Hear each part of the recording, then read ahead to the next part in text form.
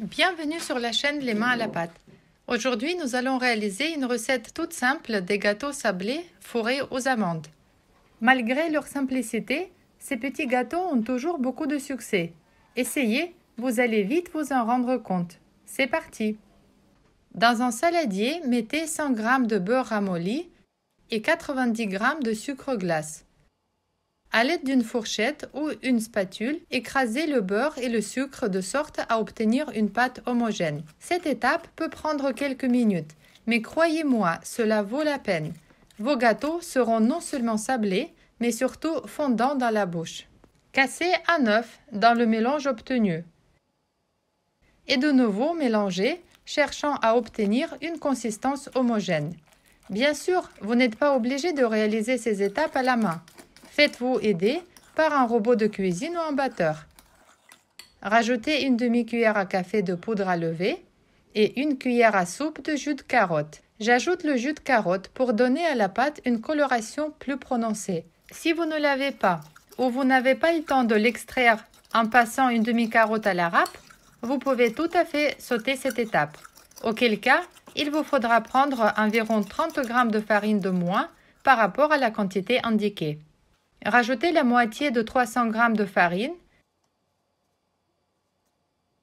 et commencez à former une pâte.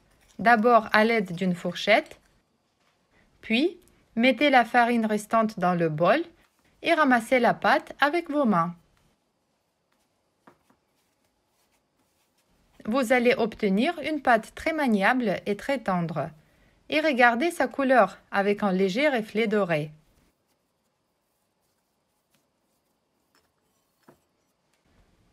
Couvrez la pâte avec du film alimentaire et placez-la au frigo pendant 30 minutes environ. Pendant ce temps, nous allons nous attaquer à la préparation de la farce. Pour cela, il faudra tout simplement mélanger à l'aide d'un mixeur 100 g d'amandes, 50 g de sucre et un blanc d'œuf.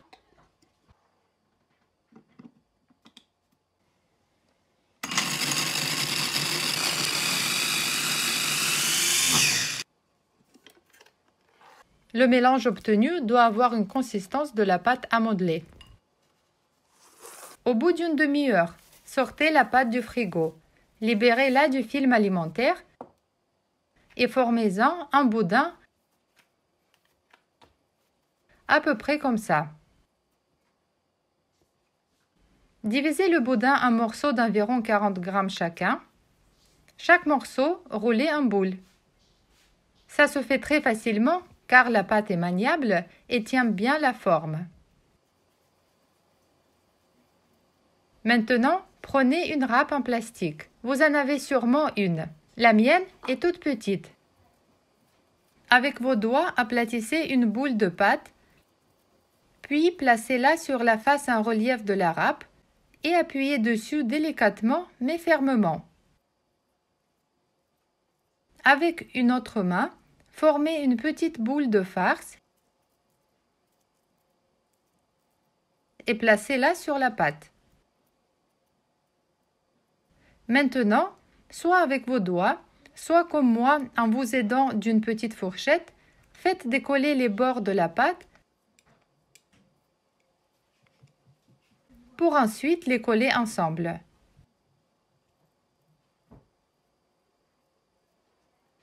Une fois les bords sont bien soudés, décollez délicatement le reste du gâteau de la râpe. Façonnez un bout pointu et un bout arrondi de sorte à donner à la préparation une ressemblance avec une pomme de pin. Étalez les gâteaux sur une plaque de cuisson et enfournez-les à 180 degrés pendant 20 minutes environ. À la sortie du four, la surface de certains gâteaux est craquelée. Pas de panique, je vais vous montrer comment nuancer ce léger défaut visuel en quelques secondes. Il suffit de les saupoudrer avec du sucre glace. Et voici, les gâteaux en forme des pommes de pin sont prêts à être servis. Les sablés sont friables et donc fragiles.